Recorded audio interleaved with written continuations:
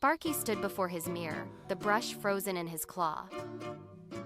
He watched in heavy silence as the vibrant red stripe on his tail dissolved into nothingness. The blue wingtip followed, then the yellow, green, and purple. Within seconds, his scales turned a dull, lifeless slate. He was a creature of ash in a world meant for light. The Great Rainbow Festival was only hours away, and he was now nothing but a shadow. He looked at his reflection, barely recognizing the dragon staring back. The joy of the upcoming celebration felt like a distant memory as the grayness took hold of his heart. A tiny blue butterfly landed on his snout, her wings fluttering with urgency. "The color gobbler took them," she whispered. She pointed toward the forgotten forest, a place where light went to die. Sparky grabbed his backpack and a blue scarf, his heart hammering against his ribs. He took flight, witnessing the decay below. A golden bird turned silver mid-air, and a bright red mushroom withered into a gray pebble. The world was losing its soul. He reached the singing stones, where the rocks hummed with fading, discordant notes. One stone, barely audible, confirmed the path into the deep woods. Sparky stood at the edge of the silent, colorless woods. He heard a twig snap. He pivoted, claws ready for a fight. But instead of a monster, a small, furry creature with oversized ears stood trembling in the brush. It was the color gobbler, looking like a lost child. Sparky lowered his claws, his voice steady. "Why?" The gobbler gestured to his own colorless paws. "I was born empty," he sobbed. "I only wanted to know what color felt like. I didn't mean to hurt anyone." Sparky remembered his grandmother's words. A dragon's treasure is in what he shares, not what he keeps. Sparky looked at the creature and let out a massive, deliberate sneeze. Achoo. A burst of rainbow light hit the gobbler's ear, turning it brilliant blue. Sparky sneezed again, and again, covering the creature in patches of pink, green, and orange. As the gobbler laughed, the stolen colors erupted from him in a tidal wave of light. They swept across the land like a sunrise, restoring the river's turquoise, the flowers' bloom, and the stone's melody. Sparky's own colors returned, more radiant than they had ever been before. The gray world was finally gone, replaced by a symphony of hues. The next day, the festival roared with life. Sparky walked through the gates with the color gobbler trailing behind. Now a patchwork of joy. The crowd parted, then cheered, welcoming the newcomer into their world. That night, under a sky filled with fireworks, Sparky leaned toward his new friend. "Colors only brighten when you share them," he said. They sat together on the hill. Two friends watching the world glow in the dark, forever changed by a single act of kindness. The forest animals laughed at Sparklewing, mocking his dreams. "The rainbow treasure is just a myth," they jeered. But Sparklewing ignored their taunts. His turquoise scales shimmered brilliantly as he soared toward the distant horizon, leaving the doubters behind in the shadows of the trees. Suddenly, a golden key pulsed with warmth in his palm, pulling him toward the sky. He flew over candy-colored hills, his wings leaving a vibrant trail of rainbow dust. Above him, 7 magnificent rainbows arched together, forming a bridge of pure light that guided his path. He reached a hidden cove carved into crystal cliffs and pressed the golden key into the ancient rock. The door swung open to reveal glowing gems and dancing seashells hovering in the air. As he stepped forward, the treasure swirled around him like a whirlwind of light. Then, something magical happened. The gems dissolved into sparkling stars, drifting out to light up the dark forest below. The shells transformed into glowing lanterns, hanging themselves from the branches of every tree in the valley. Sparkling realized that true magic is what you give away, not what you keep. With a heart full of joy, he flew home to a valley that would never be dark again, his spirit shining brighter than any gem. Late one evening, Sparkle glided through the infinite night sky, her wings leaving trails of stardust as she dropped delicate dream bubbles into the sleeping towns below. Suddenly, she halted midair, her heart racing. A massive ship, carved entirely from solidified moonlight, emerged silently from the thick clouds. It was the legendary Dream Ship, the sacred vessel carrying every child's nightly wonder. Yet, something was terribly wrong. The great ship drifted listlessly, spinning in aimless, slow circles as if it had lost its soul. Sparkle dove through the cold air, her wings glowing with urgency, and landed softly on the silver deck. "Hello? Is anyone there?" she shouted into the void. The silence that met her was heavy and unsettling, echoing across the empty moonlit planks. Sparkle sprinted toward the captain's cabin, kicking open the heavy door with a bang. The velvet pillow at the helm, where the heart of the ship usually rested, was bare. The dream compass was gone. Knowing she could not do this alone, Sparkle signaled to the horizon, summoning her loyal team. In an instant, Finn, Benny, Draco, Luna, Nutmeg, Puffy, and Hazel landed in a chaotic blur of motion. They stood together on the deck, scanning for clues. Hazel pointed toward the floorboards. A trail of shimmering golden feathers led off the deck and disappeared into the dark, swirling expanse of the sky. "The thief went this way," Hazel whispered, and without a word, the team took flight. They followed the golden path, leaping across floating cloud banks until they reached a hidden, shimmering island drifting in the ether. In the center of this secret world, a nest woven from silver vines held a young skybird named Aurora. Beside her, the brass dream compass sat discarded like a common toy. Sparkle stepped forward, her hand resting firmly on her hip. "Did you take it?"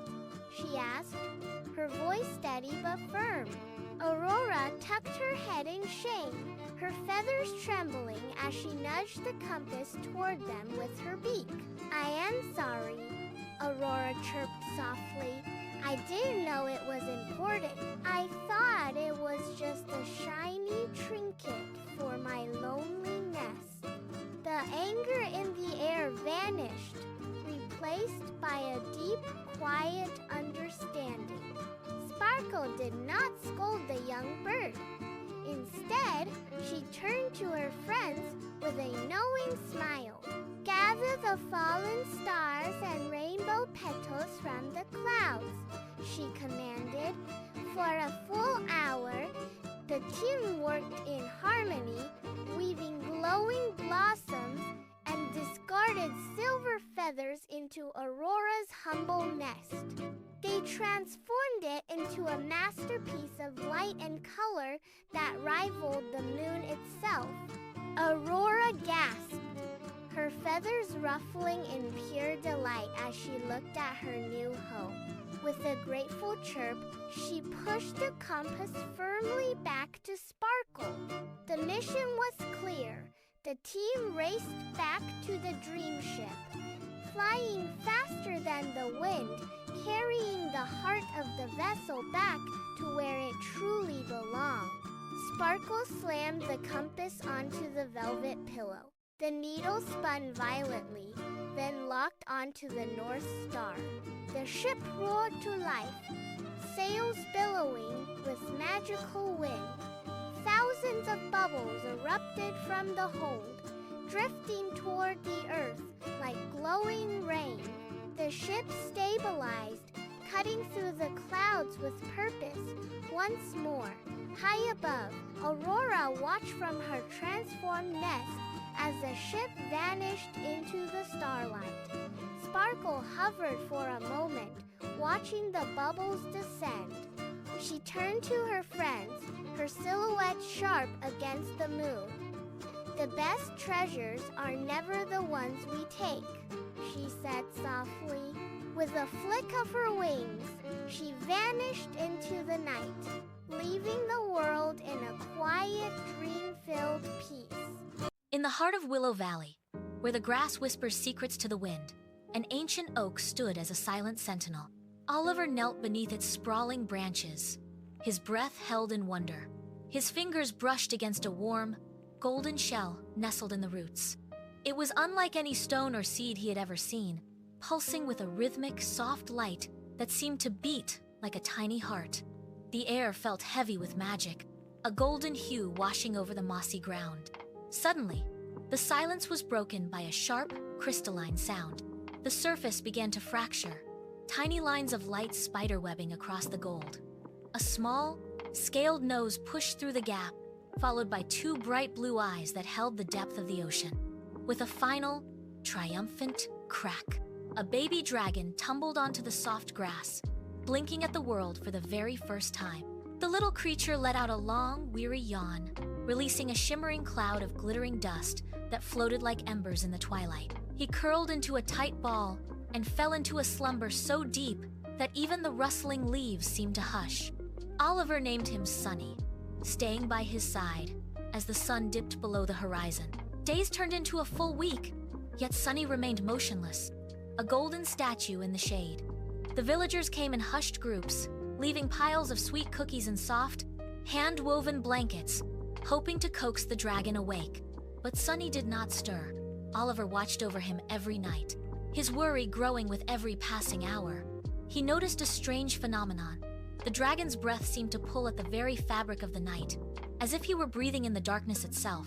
One night, as the moon hung high, Oliver looked up and gasped. Every time Sunny snored, a star flickered and vanished from the heavens. The sky was thinning, the constellations losing their brilliance. He realized the stars weren't disappearing. They were drifting toward the dragon, sinking into his dreams like pebbles into a pond. Determined to find the truth, Oliver followed a faint trail of stardust leading into the deepest part of the dark forest. The trees here were older, their bark etched with forgotten runes. He reached a hidden door carved directly into the trunk of a massive, hollow tree. With a trembling hand, he pushed against the wood.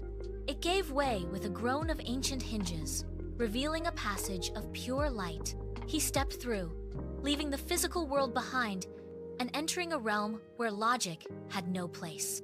Beyond the door lay a world that defied imagination.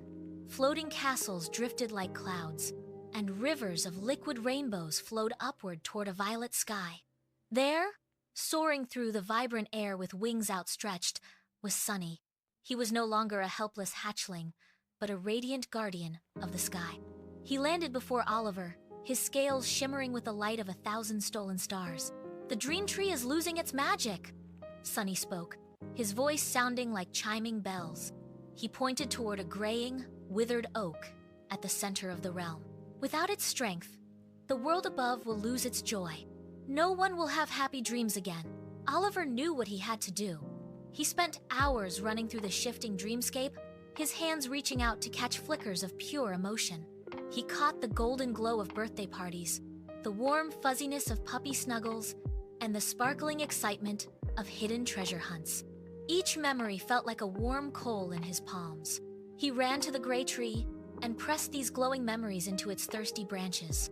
One by one, the leaves began to react, turning from a dull, lifeless gray to a vibrant, metallic gold.